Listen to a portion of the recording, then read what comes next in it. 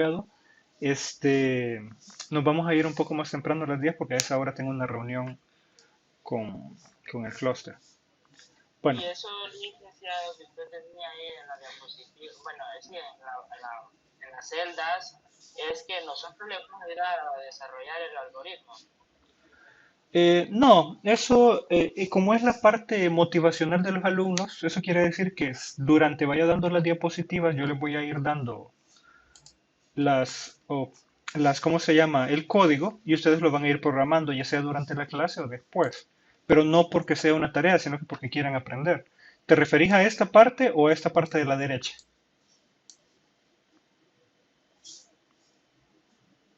En la, ajá, esa que tiene ahí sombreada. Ah, participa en la programación. Ah, eso quiere decir que si durante la clase vamos, por ejemplo, por este punto y yo les digo, hey, programen esto, no tienen que esperar a que yo lo haga en NetBeans, sino que lo hagan ustedes también. Lo hagan ustedes por su propia cuenta. Yo les doy el código y ustedes van probando de una sola vez. Es como que se sientan motivados a hacerlo porque quieran aprender. ¿Ok? Ya, Vale. sí. Perfecto. Bueno, antes de continuar, ¿cómo sintieron el examen? ¿Cómo sintieron el primer cómputo?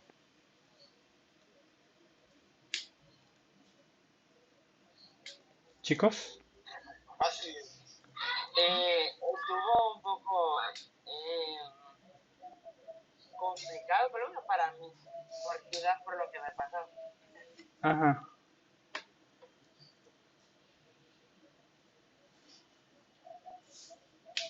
ni idea de qué fue el laboratorio, me quedé perdido, la verdad bien interesante, fácil, ok.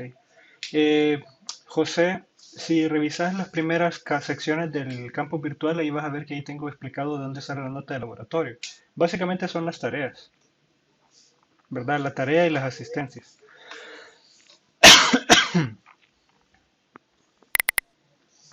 Parece que mi tos no le gusta al Jitsi. Bueno, me alegra que les haya gustado el examen y las actividades.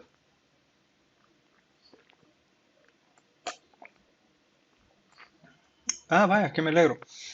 Yo sinceramente considero que es la mejor forma de hacer exámenes de programación porque no se puede medir a la carrera si realmente son buenos programadores. Usualmente cuando uno va a hacer un proyecto, este, casi siempre el proyecto mínimo dura, un micro, minísimo, chiquitito proyecto dura 3 meses. Si ya es remunerado, vea, no estoy hablando de proyectos de la universidad. Ya un proyecto normal ya empieza a durar de un año para adelante. Por ejemplo, una vez hice un proyecto grande que duró 2 años, 2 años así, sin descanso.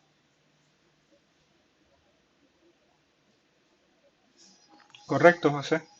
Es correcto, ese es el objetivo, porque cuando ustedes van a programar a una empresa, a menos que sea una empresa de alta seguridad, ustedes van a tener internet y van a poder investigar algún pedazo de código que se les olvide. O sea, realmente no es trascendental que se sepan todo de memoria.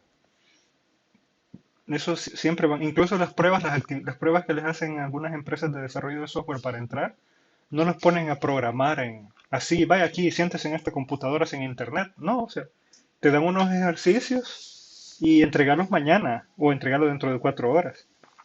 Y es igual. El único Aquí lugar la que... realidad es que no se permite el internet. Sí, pero como te digo, cuando vas a buscar empleo a algún lugar, no te ponen una computadora sin internet para ver si te lo sabes todo de memoria. Lo que quieren es que lo sepas hacer. Y cuando vas a trabajar, te dan una computadora con internet. Y si es teletrabajo, pues punto mejor, porque estás en tu casa con tu laptop y tu internet o tu computadora de torre.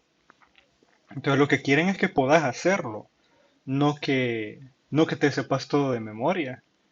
Entonces, y cuando uno va a trabajar, así me tocó a mí. Entonces, si algo se me olvidaba, lo buscaba en internet y ya.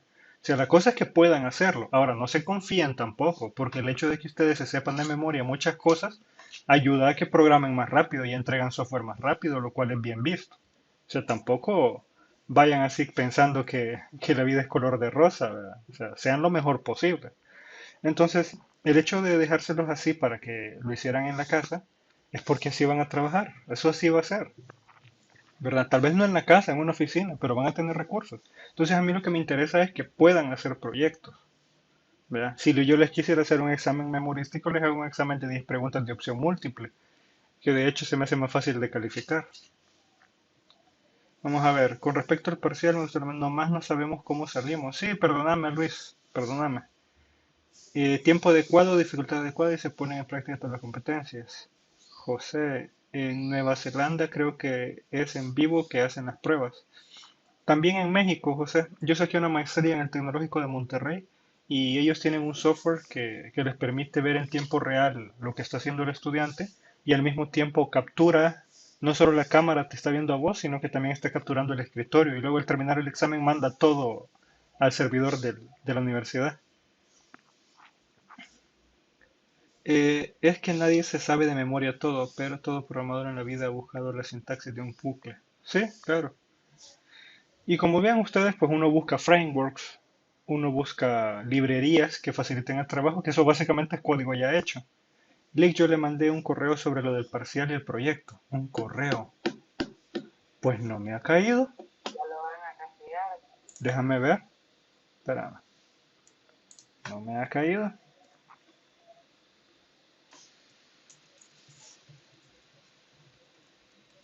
Va. Vaya, entonces continuamos con la clase. Si gustan, recuerden que tenemos hasta las 10, ¿verdad? Vamos a compartir otra vez la pantalla. Ok. Bueno, entonces creo que estamos bien con las actividades del parcial. Lo único que no les he dado retroalimentación, lo voy a hacer lo más pronto que pueda. Seguimos. Vaya, entonces lo que hoy vamos a ver es las técnicas de interacción entre objetos. Es un nuevo tema, nuevo diseño. Eh, el objetivo es que ustedes utilicen la interacción entre objetos programáticos. Esto, pues, casi es forzado cuando uno va a desarrollar un proyecto de software. Casi siempre necesita hacer interacción entre objetos, pero necesitan despertar el cómo me va a servir a mí, ¿verdad? Cómo lo voy a usar. Determinar las mejores circunstancias para la optimización del código con interacción entre objetos. Bueno, y aquí estamos, y aquí están las diapositivas. Entonces, colaboración entre clases, que es como interacción entre objetos, más se lo voy a poner aquí. Lo que pasa es que antes lo llamaba así este tema.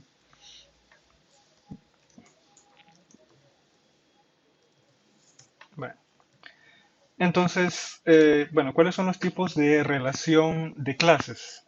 Primero, cada objeto debe asumir una parte de las responsabilidades y delegar otras a los objetos colaboradores.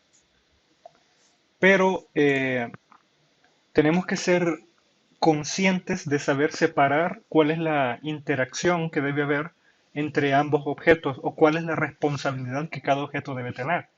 Vaya, por ejemplo, nosotros no vamos a separar solo por separar el trabajo de un objeto, sino que debe haber una relación clara. Por ejemplo, si nosotros hablamos de los grupos de estudiantes, un grupo de estudiantes puede tener un jefe de equipo, el cual debe ser asignado. Otro miembro del equipo debe ser el encargado de base de datos. Otro miembro del equipo debe ser el desarrollador puro, backend. Otro miembro del equipo debe ser el desarrollador front-end. Y otro miembro del equipo debe ser el tester o el diseñador de base de datos, cualquiera. Creo que el de base de datos ya lo había dicho. Entonces, este, cuando nosotros definimos esas partes en un equipo, ya cuando está trabajando en una empresa, es bien difícil que alguien tome el lugar de otro miembro del equipo de trabajo. Es bien difícil. Pero cuando uno está, por ejemplo, en la universidad haciendo grupos con amigos, en donde es como borroso cuál es el trabajo de cada miembro del equipo, en ese caso se asigna un líder, si es que lo hacen, y de repente otro tiene ganas de ser líder. A él se le ocurren buenas ideas y él quiere que se haga lo que él quiere. Entonces pasa por encima de lo que el líder asignado está diciendo. Entonces, Desde ese momento hay ese punto borroso en los grupos de trabajo de estudiantes. Es un ejemplo claro de cómo no deben invadir un puesto dentro del grupo no debe invadir otro puesto. Lo mismo sucede con las clases y objetos. Si ustedes fueran clases y hubiera una clase líder, hubiera una clase tester, hubiera una clase programador, hubiera una clase diseñador de base de datos, hubiera una clase de programador front-end, si todos los miembros de un equipo fueran clases programadas, entonces la clase encargada de la programación backend no debería invadir o meterse en las actividades de líder.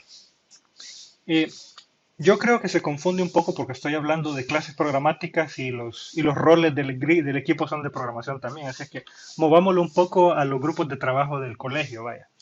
Cuando se asignaba en el colegio el presidente de la clase, se asignaba el secretario, el tesorero y el vocal uno, el vocal 2, ¿verdad? Era un grupo de trabajo que servía para la clase, servía ¿cómo se llama? Para las actividades que se realizaban con el profesor. Entonces, si el tesorero, por ejemplo, se pone a dar órdenes, entonces está invadiendo las funciones del presidente. Si el presidente, por ejemplo, que se pone a estar recibiendo dinero y estar entregando recibos, entonces él está invadiendo las funciones del tesorero, ¿sí? Entonces, cada uno de esos roles, digamos que es una clase programática. Si cada una de estas clases programáticas invade a ¿cómo se llama? A otro rol, a otra clase programática, entonces eso está cayendo en el error. Por ejemplo, si dentro de la clase funciones de líder, yo como desarrollador de software programo una función que sea recolectar dinero, entonces eso es un error, ¿verdad? No debe suceder así. Las clases deben tener bien definidas. Yo debo aprender a definir bien cómo separar una clase de otra y cómo asignarle responsabilidades a una clase de otra. Ahora, hablemos de un ejemplo más realista. Vaya, por ejemplo, si ustedes están desarrollando un software para, déjenme pensar, aquí cerca tengo un hotel. Vaya, si ustedes están desarrollando un software para un hotel, ustedes muy seguramente van a desarrollar una clase, un módulo del sistema para el manejo de clientes. Van a desarrollar dentro de ese manejo de clientes, lo van a asociar con otros elementos, o que pueden ser bien clases y objetos, que van a administrar, por ejemplo, los cuartos del hotel. Los cuartos del hotel están numerados por piso y cada piso están numerados cada cuarto. Por ejemplo, nivel uno cuarto uno, nivel 2 cuarto uno y así sucesivamente.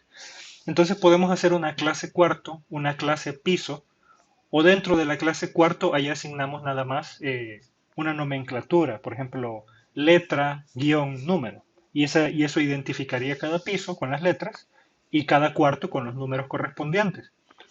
Entonces, dentro de esa clase que tenemos de asignación de cuartos, empleados y clientes, si yo, por ejemplo, eh, a mi clase cuarto le agrego la funcionalidad de cobrarle al cliente, entonces la clase programada que identifica los cuartos y asigna a los clientes, esta clase está invadiendo el módulo de contabilidad. O sea, no solo está invadiendo otro objeto, sino que está invadiendo otro módulo distante, porque nosotros vamos a tener un módulo de empleados, un módulo de clientes, que el módulo de clientes va a estar asociado con la administración de los cuartos, que podría ser otro módulo que es muy pequeño, y vamos a tener un módulo de contabilidad. Entonces, vale, lo voy a escribir para que sea un poco más tangible. Vamos a tener sistema de un hotel, por ejemplo. Entonces, en el sistema del hotel vamos a tener los diferentes módulos. En estos módulos vamos a tener un módulo de empleados, un módulo de contabilidad, que este empleados y contabilidad, hablando lógicamente, es el funcionamiento interno del hotel. Vamos a tener un módulo de control de habitaciones, y vamos a tener un módulo de clientes. Entonces, es lógico de que hay algunos módulos que tienen interacción entre ellos, como por ejemplo, el módulo de control de habitaciones se asocia con el módulo de clientes. El módulo de contabilidad, le puse. El módulo de contabilidad, eh, bueno, tal vez debería ser el módulo de ventas, vaya, para que sea más claro. Entonces, ventas. Entonces, las ventas se asocia con el control de habitaciones, porque se tiene que saber qué habitación fue la que se utilizó. Si se asocia principalmente ventas, se asocia con clientes, porque obviamente los clientes son los que eh, alquilan un cuarto. Tal vez ventas no es la palabra correcta, pero confío en que entienden la idea. Entonces, y luego tenemos el módulo de empleados que se puede también asociar con las ventas porque de ahí se tiene que verificar quién fue el empleado que alquiló el cuarto pues a los clientes. Y los clientes se asocian a las habitaciones, ¿verdad? ¿En qué habitación se quedó? Y luego una habitación puede tener varias funciones. Hospedar un cliente y se guarda, se asocia con la información del cliente. Puede tener otra función como resumen de clientes en el mes para este cuarto, ¿verdad? O puede tener otra función de resumen de todos los clientes de todos los cuartos. Y eso sucesivamente. Entonces nosotros dentro del control de habitaciones, nosotros podemos tener una clase habitación. Y esta habitación es la que va a tener dichas funciones. Asignar cliente, eliminar cliente, asignar cobro. Habitación necesita limpieza, lo colocamos en un valor bit y lo ponemos on, ¿verdad? Y así sucesivamente. El control puede tener otras funciones como transferencia de cliente, eh, habitación deshabilitada, etcétera, etcétera, ¿verdad?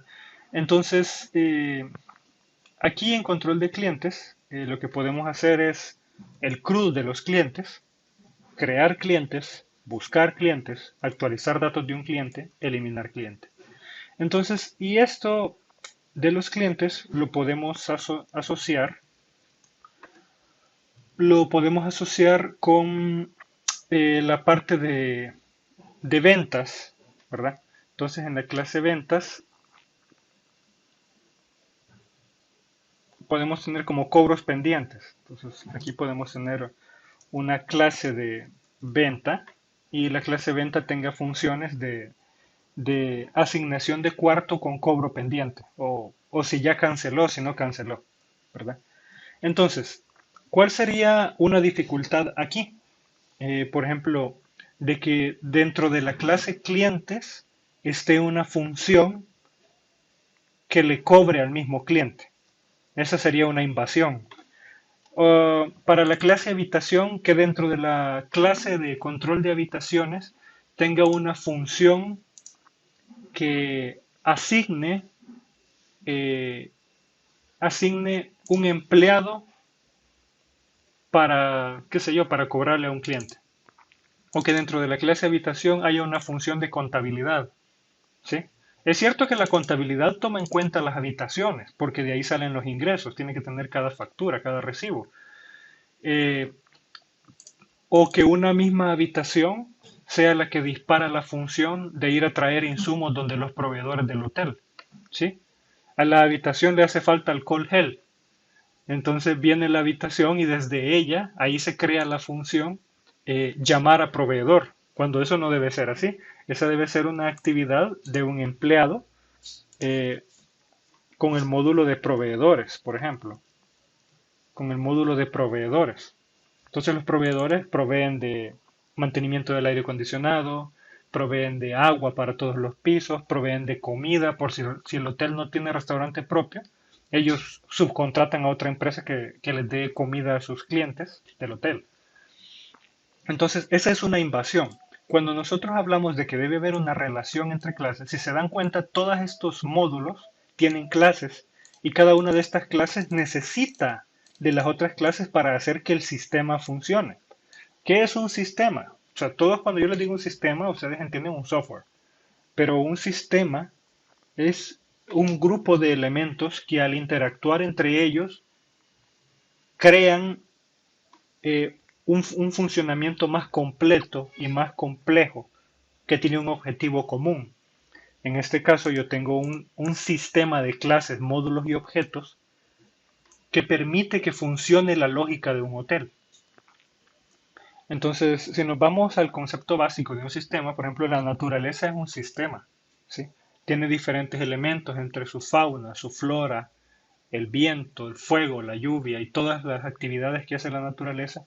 Y todo ese sistema confabula intencionalmente entre ellos para que exista la vida y siga avanzando. Ah, pues es igual. Todas estas clases, objetos y módulos que se hacen aquí, hechos muy posiblemente por diversos programadores, son elementos que pertenecen a un mismo sistema, que tienen un objetivo único, que es hacer funcionar la lógica del negocio. Pueden haber otro tipo de sistemas, como sistemas de investigación, que son un conjunto de clases, objetos y módulos que permiten la investigación tecnológica sobre algún evento de cualquier tipo, ¿verdad? Entonces, por ejemplo, puede haber un sistema desarrollado para calcular o resolver la ecuación que todavía no ha sido resuelta, X, la ecuación X tal, la que sea. Puede hacerse un sistema para evaluar dónde va a ser el próximo terremoto, en base a funciones sensadas por sensores colocados en la Tierra, qué sé yo. Entonces, eso es investigación tecnológica. Eh, ¿Está clara la definición hasta ahora, chicos? ¿Vamos bien?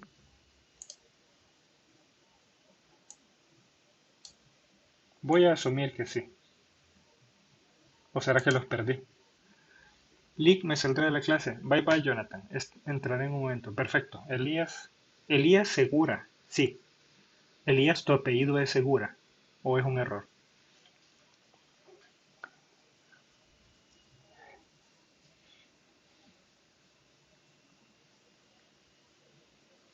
Ah, ok. Está bien. Sí, no. Es que con respecto a los apellidos, a veces, pues sí, por eso siempre pregunto, porque uno no conoce todos los apellidos. Vale. Entonces, otro punto, existirá un objeto que asume las funciones de la aplicación principal y será el encargado de crear las instancias oportunas y tener un único punto de entrada main. Entonces ustedes ya saben, ya conocen ese módulo, lo hemos programado más de una vez, pero si vamos a hablar de un sistema para un hotel, por ejemplo, hay que colocarle un nombre. Eh, Podría ser gerencia, pero porque el gerente lógicamente en la estructura jerárquica de un hotel es el jefe, pero el hecho de que él es el que tenga la autoridad, lógicamente hablando, no es él el punto central de toda la lógica del negocio. Porque usualmente un jefe o un gerente, ¿qué módulos puede necesitar? Eh, la gerencia pueden ser reportes, que dentro de los reportes él puede tener reporte de consumo mensual, reporte de pagos mensuales, reporte de quejas de clientes sobre empleados al mes. Eh, Funciones, él puede tener como función habilitar más, habilitar más insumos, puede ser. Ya no van a ser 30 libras de gel, sino que van a ser 40 libras de gel. O habilitar un cambio de insumos.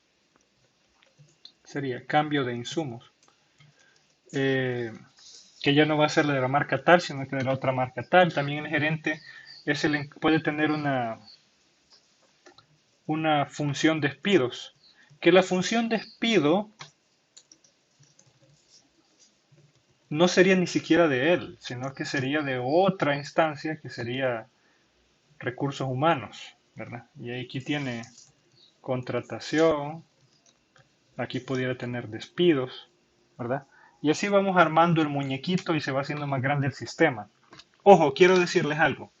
Cuando ustedes van a desarrollar un sistema, ustedes no van a desarrollar todo lo que se les imagina. Yo estoy escribiendo todo esto porque es lo más común que pide una empresa, ¿verdad? Y básicamente son todos los procesos lógicos que tiene. La verdad es que hay muchos más. Pero cuando ustedes van a desarrollar un sistema para un cliente, cuando lleven la materia de análisis y diseño de sistemas, tienen que seguir la metodología de desarrollo del software. No pueden ir e inventarse qué es lo que necesita el cliente. Entre los primeros pasos está la recolección de información.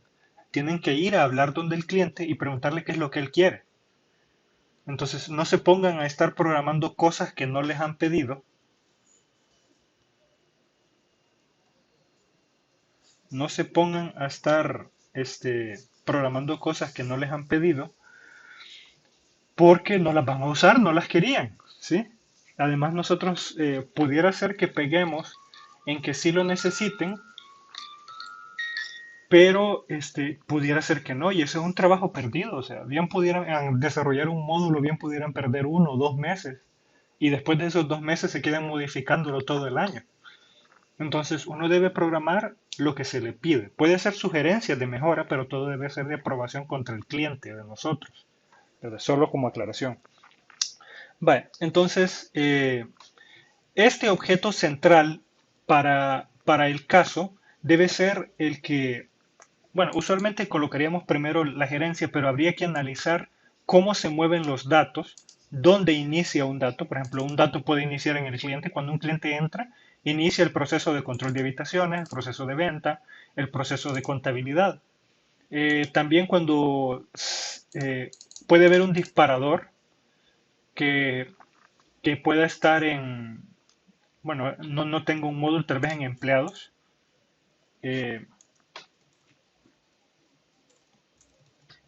reporte de insumos, reporte de insumos, por ejemplo, que un empleado reporte que se ha acabado las toallitas, que se ha acabado tal cosa. Entonces, realmente no me parece que deba estar aquí, la verdad es que es un error, pero debe haber un módulo de supervisión de productos, en donde esa supervisión dispare una función de proveedores.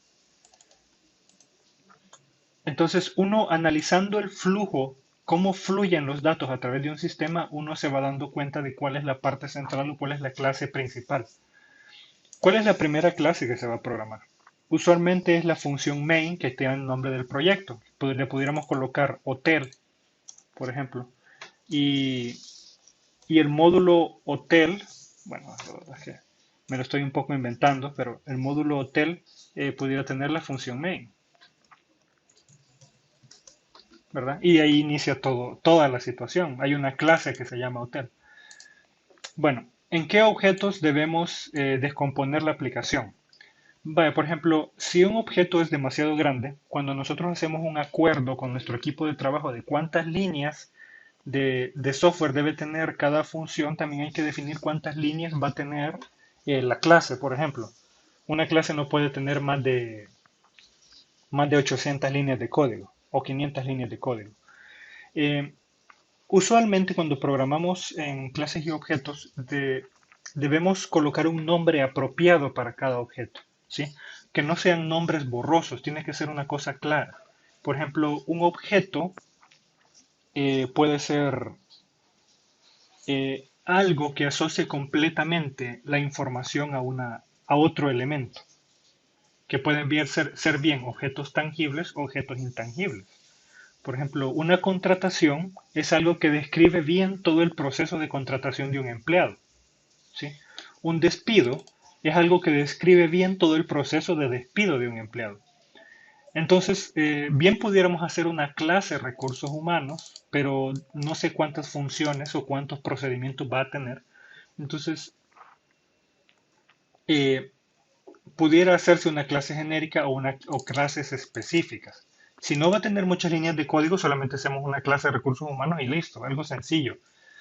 Pero si va a ser bastante complejo, va a tener mucha funcionalidad, como por ejemplo no solo despidos y contrataciones, sino que capacitaciones y otras cosas, entonces hay que crear una clase para cada uno de estos objetos lógicos que tenemos. Por ejemplo, puede haber un objeto reporte, pueden haber varios objetos reporte, reportes de insumos, reportes de clientes, reportes de empleados, reportes de infraestructura, y podemos hacer varias clases, uno para cada reporte. Pero si es sencillo, pues solo hacemos una. La clase venta igual, clase habitación está bien definida.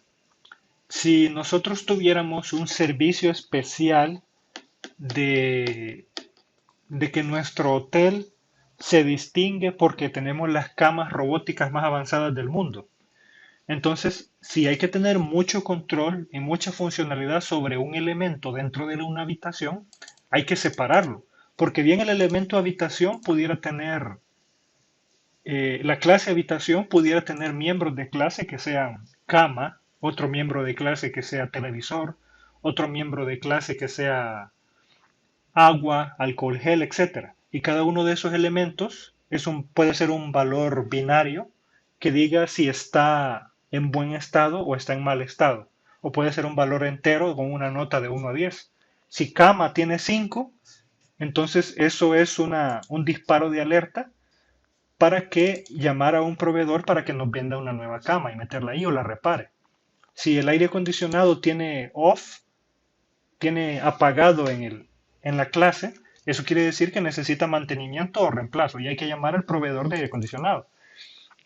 Entonces, pero si nosotros tenemos esa propaganda de que nuestro hotel es el mejor hotel del mundo porque tiene las mejores camas robóticas que existen, entonces yo que ustedes crearía una clase cama que esté asociada, que esté asociada con, eh, con una habitación para que apunte a ella. Entonces,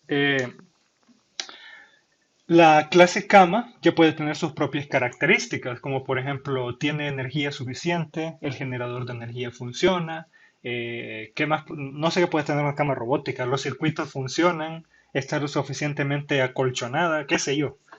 Entonces, si aumenta la complejidad de algún elemento dentro de habitación, se separa de él, se crea su propia clase y él puede tener ya sus propias 500 líneas de código y lo único que necesita es un amarre para ver en qué habitación se encuentra la cama. Entonces le colocamos un valor entero ahí de habitación que obviamente va a apuntar al identificador de cada habitación del hotel.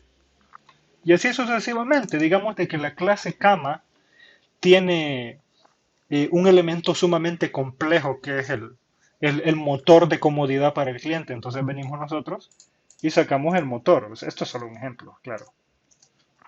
Clase motor cama. Y esto que apunte al ID de la cama, ¿verdad? Ahora, esto es un ejemplo así como muy exagerado que me ha ido por la parte de la robótica, pero si nos vamos, por ejemplo, a cómo funciona una instancia de gobierno, ¿qué podría ser? El Ministerio de Salud, por ejemplo. El Ministerio de Salud puede tener pacientes y puede tener doctores. Si dentro de pacientes y doctores empieza a evolucionar la institución y empiezan a tener pacientes en estado crítico, entonces pudiéramos, en lugar de tener un miembro de clase, el paciente está en estado crítico, que sea de tipo booleano, y si está on o true, está crítico, si es off, no es crítico. Entonces, si empieza a hacerse más complejo el procedimiento de pacientes críticos, como por ejemplo asignar un doctor especialista o llevarlo a la UASI o que suceda tal o cual cosa o tal procedimiento nuevo, entonces lo recomendable es separar ese miembro de clase que originalmente lo hemos programado como un valor binario, bit, como un booleano, y lo separamos en otra clase y hacemos el amarre, así justamente así como hacemos aquí. La clase paciente hacemos el amarre con tratamiento crítico. Entonces, lo mismo sucede con documentaciones y procesos de la fiscalía. Si van a hacer un software para un abogado, él puede tener procesos simples, funciones ya definidas, como por ejemplo casar a dos personas, defender a un imputado, etcétera, etcétera. Pero si dentro de defender a un imputado resulta que él pudiera ser que el caso sea militar, entonces ahí le colocamos un booleano que sea caso militar true o false, o es un caso civil, ¿vea? Que él está resolviendo un juicio civil o un juicio militar. Entonces, que yo no sé si un abogado civil puede fungir como abogado militar, pero bueno, supongamos que sí. Pero resulta que el abogado al que le estamos desarrollando el software, él sacó un diplomado y una maestría en juicios militares. Entonces ya no, ya se vuelve más complejo, tiene más funcionalidad, seguramente va a tener más miembros de clase, más variables. Entonces hay que separar. Ya no vamos a hacer un miembro de clase booleano, ¿es caso militar, sí o no? No, sino que hay que separarlo, crear una clase aparte y una clase que diga clase civil, juicio civil y otra clase que diga juicio militar. Entonces, y ahí vamos expandiendo. Y esa es la lógica que nosotros vamos a utilizar para saber si debemos separar un elemento de una clase que estamos trabajando y convertirlo en otra clase. Si por el contrario una funcionalidad disminuye dentro de una institución, podríamos eliminar la clase y pasarla a que forme parte de otra clase. Imagínense una institución como una institución de reventa, que aquí en San Miguel abunda bastante lo que son los negocios de reventa. Por ejemplo, Dollar City o cualquier otro. Entonces, digamos de que ellos abrieron un ala nueva de productos y van a vender ahora productos de juguetes aeronáuticos. Y entonces ustedes van a poder ir a Dollar City y van a poder comprar por $1 un cohete que viaje 500 metros para alto y toma 4 fotos y luego vuelve a caer. Entonces, como son ventas especializadas, hay que colocarle garantía, hay que colocarles precios más elevados, hay que colocarle piezas de repuesto y mantenimiento. Entonces, esas funcionalidades no las tienen ellos en la mayoría de cosas que ellos venden. Usualmente las cosas que ellos venden, primero, no tienen garantía, segundo, bueno, yo no sé si tienen o no tienen garantía, yo me imagino que no. Segundo, nadie llega a reclamar y si reclama, pues debería haber una función de reclamo. Ahora, si vamos a empezar a vender electrónica en el negocio, vamos a necesitar colocarle funciones apropiadas, porque la electrónica no tiene garantía después de menos días que los demás productos. Si van a vender electrónica, van a tener que vender partes de repuesto. Si van a tener que vender electrónica, van a tener que vender también, asociar el nombre del cliente que lo compró. Porque hasta ahora ellos no registran quién compra qué. Pero si van a empezar a comprar cohetes, ya hay que registrar quién es el cliente. Entonces, en ese caso, el módulo de productos en venta se tiene que extender y crear una nueva clase que sea productos electrónicos espaciales, por ejemplo. Y bueno, estoy intentando explicarles este punto, en cuántos objetos debemos descomponer la aplicación. Eso depende de la complejidad de cada objeto. Si el objeto es poco complejo, se deja como miembro de otro. Si el objeto es altamente complejo, entonces hay que separarlo del miembro de la clase a la que pertenece y convertirlo en una clase completa. ¿Alguna duda, pregunta, comentario? Vaya. Gerencia controller. Ah, pero ya me estás hablando de modelo vista controlador, José. Y aquí no hemos llegado hasta ese punto. Primero tienen que aprender clases y objetos para llegar a modelo MVC. Proveedor controller, para la clase proveedor. Podría ir la lógica, sí, lo pusiste. Podría ir la lógica de funciones en el controlador y la clase normal las consulta como modelo. Sí, José, es que esa es una forma más ordenada y más avanzada de desarrollar sistemas, pero no se los he enseñado todavía y no toca en esta materia que lo vean. Eso lo van a ver cuando vean frameworks empresariales, ahí van a aprender a desarrollar software de esa forma. Aunque sin embargo, ya hoy en día está evolucionando, ya ni siquiera es MVC, sino que están haciendo a Clean Architecture. Bueno, lo van a ver a su tiempo, no se preocupen. ¿Dudas o preguntas, campeones?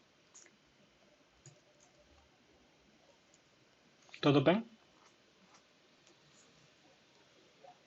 Todo 10. Vale, chivísimo. Entonces, hay tres tipos de relaciones. Eh, Entre clases hay una relación de uso, relación de agregación y composición. Relación de agregación y composición es la segunda, de uso, agregación y composición, aparte de la herencia que ya vimos. Vaya, en este tema no hemos visto herencia todavía, pero es porque en la materia anterior cuando la di primero herencia, y en este caso es al revés para esta materia. Se ve primero relaciones entre objetos y luego vamos a ver herencia. Bueno, ¿cuál es la relación de uso? Se dice que existe una relación de uso entre la clase A y la clase B si un objeto de la clase A lanza mensajes al objeto B. Ya, en este caso, pues nosotros lo que tenemos es que una clase existe y ella sabe de la existencia de B y lo único que hace es mandarle mensajes y que B haga su trabajo. Por ejemplo, soy la clase empleado, que sería la clase A, y yo utilizo la clase habitación. Entonces, yo como empleado le digo a la habitación registrar al cliente tal. Entonces, utilizo a B y B hace el trabajo. ¿Verdad? Es como un esclavo. Es una relación que se establece entre un cliente y un servidor. Es como esclavo, en un instante dado. a través de algún método no es una relación duradera, sino esporádica, ¿verdad? No es una relación duradera, sino esporádica. Solamente cuando un empleado quiere asociar a un cliente a una habitación, lo llama, si no, no. Diferente fuera de que cliente necesitara todo el tiempo de habitación para funcionar, cuando, ¿cómo es? Empleado funcionara todo el tiempo a habitación para funcionar. En este caso, empleado a veces lo necesita, a veces no. A veces asigna un cliente al cuarto y a veces lo que necesita es cobrarle al cliente. A veces lo que necesita es es notificar que el cuarto necesita limpieza, etcétera, etcétera. Relación de uso, otro ejemplo. Para este ejemplo estamos viendo el caso de las AFP, ¿verdad? Que tenemos una clase de afiliación y dentro de afiliación yo tengo a agregar a planilla. Ustedes se agregan a AFP y la AFP los agrega a ustedes a su planilla y así les cobran, ¿verdad? O les pagan cuando ya terminan su vida laboral útil en su vida, ¿verdad? Y aquí está la clase AFP, ¿verdad? Que tiene una función agregar planilla que recibe un ID de trabajador y retorna true. La clase afiliación hace uso de la clase AFP. AFP nunca invoca a afiliación para que haga su trabajo. Por el contrario, afiliación invoca a AFP para que ella haga el trabajo de afiliación. Y esa es una relación de uso. Bueno, esto es la explicación del código. Y este es el resumen de la explicación del código. Bueno, tenemos una relación de agregación. En una relación de agregación se dice que la clase A tiene una relación de agregación con la clase B si un objeto de la clase A delega funcionalidad en los objetos de la clase B, ¿verdad? Por ejemplo, el ciclo de vida de ambos no coincide. La clase A delega parte de funcionalidad pero no crea el objeto B. Varios objetos pueden estar asociados con el objeto B, al objeto A. Al objeto A le deben pasar la referencia del objeto B. Es una relación duradera entre cliente A y servidor B en la vida del cliente. Entonces, ¿cuál pudiera ser el ejemplo para nuestro hotel? En este caso, nosotros tenemos a los empleados creados previamente y los empleados no desaparecen, siempre existen. Sin embargo, la única manera en que nosotros podemos tener una relación de agregación, o sea, que una clase diferente sea creada por otra función y nos la pasen por referencia, sería, déjenme ver, bien sería el empleado de limpieza. Yo soy el empleado supervisor y como empleado supervisor a mí me pasan la lista de los empleados de limpieza y vengo yo y me pasan el objeto empleado de limpieza y yo lo activo y yo le marco ahí función limpiar cuarto 5B o limpiar cuarto 72 o limpiar cuarto 28. Entonces, la clase que ha sido previamente creada, empleado de limpieza, es invocada y funciona bajo las órdenes del empleado supervisor. Vamos a ver un ejemplo con las AFP. Ah, no es con las AFP. Entonces aquí tenemos la relación de agregación. Entonces aquí tenemos la clase cliente que tiene un objeto de clase servidor que crea un objeto llamado servidor y luego dentro de la clase cliente tengo mi constructor que el constructor recibe como parámetro un servidor. Eso quiere decir que cuando creamos la clase cliente nosotros tenemos que tener creado previamente el objeto servidor, ¿sí? Y el objeto servidor pasado como parámetro es guardado dentro del miembro de clase servidor de la misma clase del cliente. Entonces básicamente recibimos un servidor y lo guardamos en el cliente para usarlo después.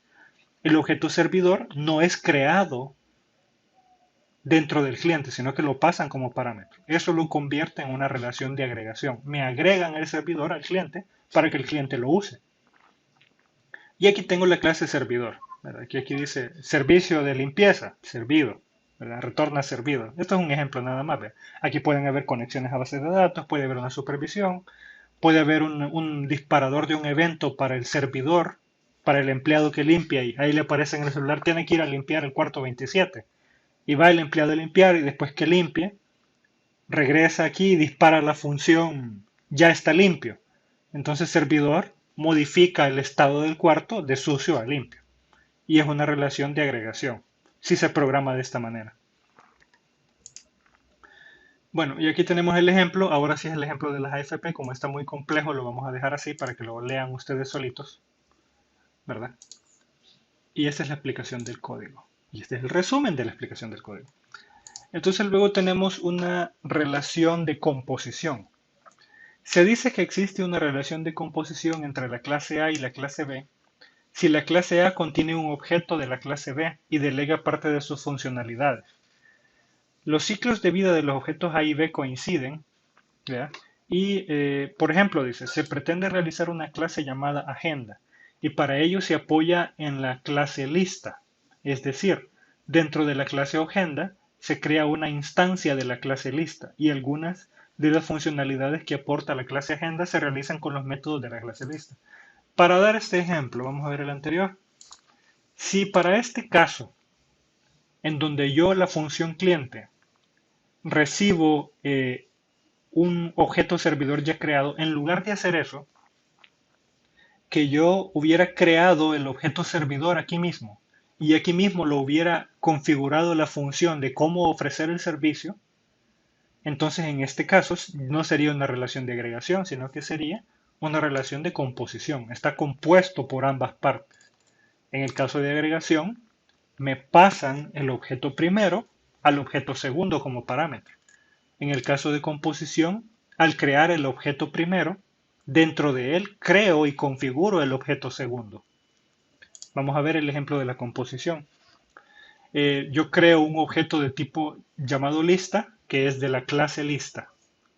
Y dentro de mi clase agenda, que es el que tiene la lista, yo invoco la funcionalidad de la clase lista y la utilizo y hago todo el procedimiento lógico. O sea, no es una simple llamada a la función lista y que haga toda la funcionalidad del solo, no, sino que dentro de la clase agenda yo utilizo la clase del objeto lista, modifico sus propiedades, invoco sus funciones internas, invoco sus miembros de clase y yo mismo le coloco la lógica en que va a trabajar la clase lista. Entonces está compuesto por lista. Agenda y lista están compuestos entre ellos. Diferentes de agregación, en donde un supervisor invoca a un servidor y el servidor hace todo el trabajo sin que el supervisor tenga que colocar su lógica para hacerlo. Por ejemplo, la clase supervisor no tiene que decirle a la clase empleado de limpieza cómo va a limpiar debajo de la cama. El empleado de limpieza tiene que saber hacerlo. Esa es su función, ese es su objetivo, que él desarrolle la lógica cómo hacerlo. En cambio, en la relación de composición, si fuera una relación de composición entre un supervisor y un empleado de limpieza, entonces sería análogamente el ejemplo, sería como que el supervisor cada vez que manda a un empleado a limpiar un cuarto, él tenga que ir a decirle dónde tiene que barrer. Mira, barre bien debajo de la cama, tenés que barrer de derecha a izquierda para que quede bien barrido. Esa lógica de cómo hacer el trabajo interno de otra clase no le corresponde al supervisor. Por eso es que la relación entre supervisor y empleado de limpieza es de agregación. Porque la clase agregada, él tiene que ver cómo hace para desarrollar la lógica para su función. Caso contrario, la composición. Cuando están compuestos, es que las dos clases interactúan entre ellos para ofrecer la lógica que va a solucionar el problema, como el caso de la agenda y la lista. La agenda utiliza a la lista, pero la agenda también le va diciendo a lista cómo es la lógica de lo que quiere que haga. ¿Sí? ¿Qué otra cosa podría ser un ejemplo de composición? Si nos vamos al ejemplo del hotel, una decisión compuesta eh, pudiera ser en la cocina, por ejemplo, en donde el chef principal tiene que dialogar con las empleadas sobre cómo se va a hacer la comida. Eso sería de forma lógica, pero en sí un sistema que tengamos que vender a un hotel donde habría una función de composición en donde dos clases tengan que interactuar entre ellas. Vaya, por ejemplo, cuando se va a tomar la decisión para contratar a un nuevo empleado.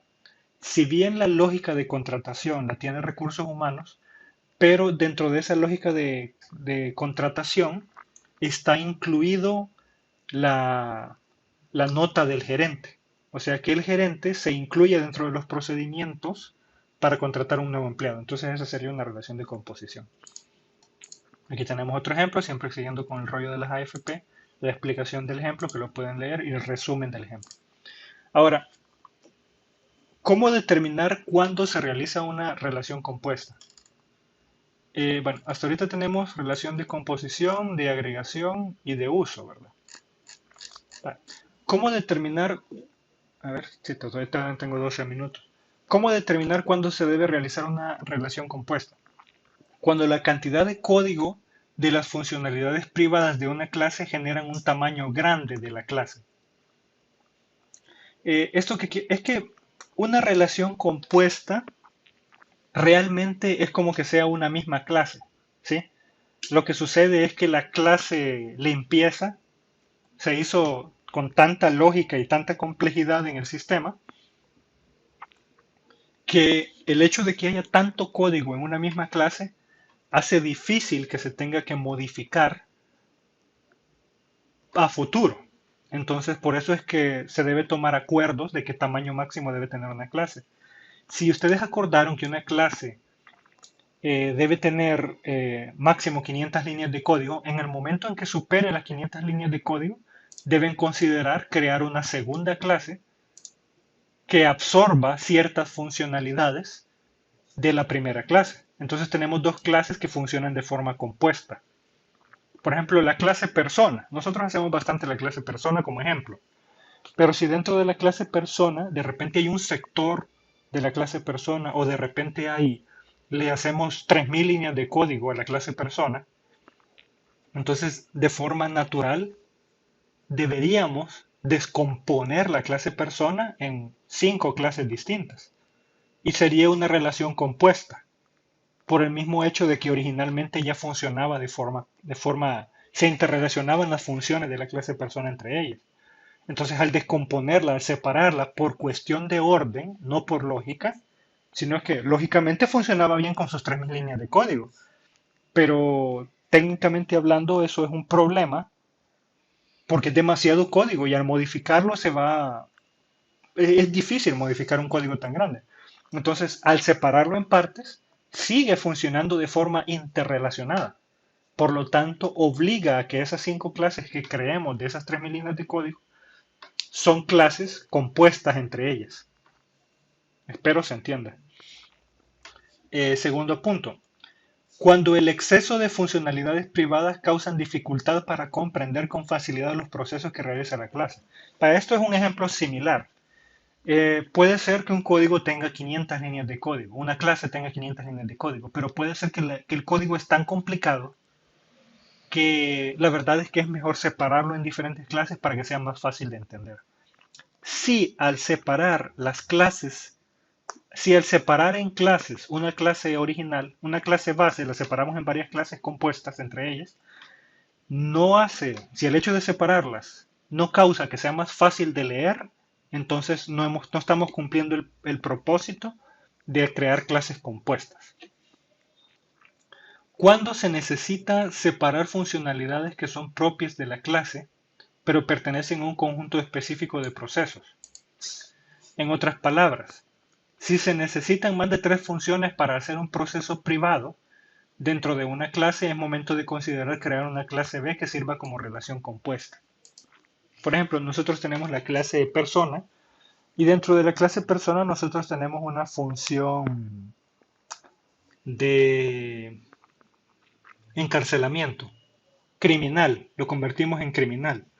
Entonces, resulta de que el gobierno nos encargó de modificar la clase persona porque ahora quiere que dentro de la clase persona estén los procedimientos para meter a la gente presa. Y ven ustedes que no es un simple valor binario. Si le colocamos un valor binario de true, está preso true, entonces está preso. False, salió de prisión. No, quieren algo más complejo. Quieren una función de juicio, tienen una función de sala de lo penal, quieren una función de años en que pasó en prisión, etcétera, etcétera. Entonces, si ustedes se dan cuenta, la complejidad es grande. Entonces, ¿qué es lo que hay que hacer? Tener una clase persona y aparte tenemos una clase, ¿qué? Preso, prisión o qué sé yo. Y dentro de la clase prisión, colocar toda la funcionalidad que va dentro del proceso de encarcelar a alguien, ¿verdad? Por eso es que usualmente la clase jefe, por ejemplo, de una empresa, va separada de la clase persona. El jefe es una persona y podemos colocar las funciones de jefe dentro de la clase persona, pero se hacen tantas funciones para un jefe que lo mejor es crear una clase jefe y crear una clase persona y que funcionen juntas entre ellas. Y si se dan cuenta, esas clases así, que son, que son como derivadas de otra, funcionan de forma compuesta porque bien pudieron funcionar en la misma clase, pero se hace tanto código que al final de una sola vez uno lo separa. Bueno, aquí tengo información acerca de la agregación versus composición en diagramas de clases. Quisiera que lo vieran. Y ese sería el tema de hoy. Omití la parte de programación porque justamente la última parte de la clase es la que es la que es la que íbamos a programar y pues se los voy a dejar de tarea para que ustedes lo hagan. Programen, agarren un ejemplo, ya sea de AFP o del hotel como lo tengo aquí, y o hagan uno de personas si ustedes quieren.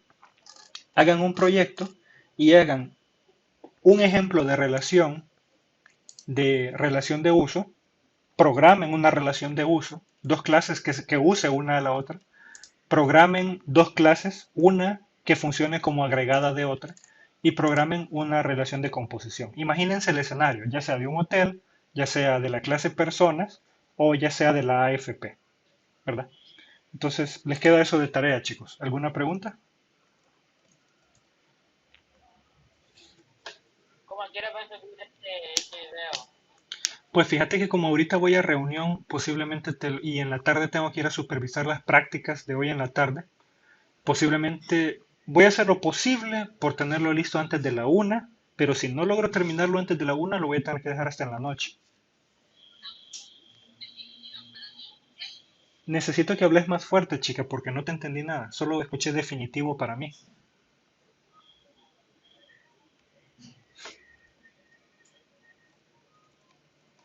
Chica, hola. ¿Cuánto tiempo nos dará? Pues mira que ni siquiera tengo pensado dejarles la tarea, Ruth. Es más que todo para que estudien. Aunque si me queda tiempo hoy en la noche, pues hoy en la noche les dejo la actividad y les voy a dejar 7 días. Sería para entregarlo la otra semana, este mismo día, pero no sé si lo voy a hacer, ¿verdad? Pero lo que sí quiero es que lo hagan porque la verdad es que solo escuchando la teoría puede que me entiendan, pero si no se sientan a pensar cómo lo van a programar, no van a captar bien lo que tienen que hacer y en el proyecto no me lo van a hacer bien. Así es que hagan el ejercicio mental y luego lo programan. Tengo un hotel a donde hay una clase de agregación, a donde hay un caso de uso, a donde hay un caso de composición. Tengo un abogado, donde le voy a hacer un sistema a un abogado, o si quieren, vayan, tomen el trabajo de algún familiar suyo, su papá o su hermano. ¿De qué trabaja? De doctor. Ok, le voy a hacer se imaginan que van a hacer un sistema para un doctor, si su hermano es doctor. Y vaya, ¿qué par de clases pudieran ser compuestas? ¿Qué par de clases pudieran ser agregadas? ¿Qué par de clases tendría una relación de uso? Y programan esas 6 clases. Eh, Isaac, este, o sea, eso lo ha informado varias veces el instructor en el grupo de Telegram. Yo quisiera que pusieran más atención porque él me ha dicho que incluso hay alumnos que no han entregado documentación. Los que van presenciales tienen que entregar cierta documentación, si no, no van a entrar a la práctica.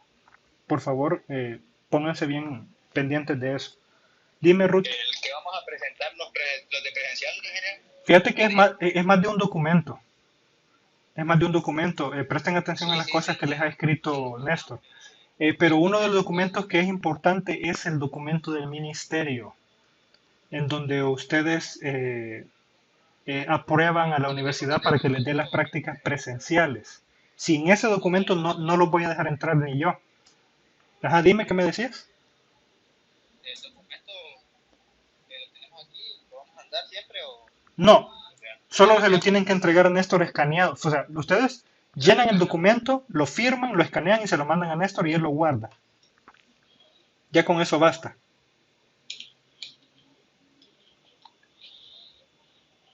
Vale, si tienen dudas, sí, los dos. Si tienen dudas, pregunten ahí en el grupo de Telegram que ahí está Néstor pendiente, ¿verdad? Porque sí, él me puso queja que no todos le han entregado. Sí, correcto. Sin eso, no hay aprobación y la verdad es que ese es el permiso que tiene la U porque todavía no han dado permiso para que regresemos a prácticas presenciales. Lo que pasa es que como ustedes quieren prácticas presenciales, entonces el ministerio nos facilitó esos documentos que si ustedes los firman, aceptan la responsabilidad por ir a reunirse en grupo a la universidad. Claro que los grupos son pequeños, van a estar bien separados y tenemos protocolos de limpieza e higiene. Se va a limpiar el aula después de cada práctica y según me explicaron las van a limpiar bien limpias. Así es que de eso no se preocupen. Sin embargo, necesitamos la aceptación de ustedes que son conscientes que estamos en época de pandemia todavía y que aceptan que a pesar de eso quieren ir a la práctica. Para eso es el documento. Pero que ya están arrepintiendo. No, ya no se pueden arrepentir. Y los ejemplos de las diapositivas las programamos para ver su funcionalidad. Me gustaría que lo hicieran, Irving. Esa es parte de su trabajo como estudiante. Yo firmé que sí, que de todas formas estoy yendo a hacer horas de apoyo. Pobrecito Elías. Solo es uno. Solo es uno. No, no, no, son más de uno. Son más de uno, de la práctica presencial. Va, voy a dejar de grabar ya, porque si no después se me va a hacer difícil la parte de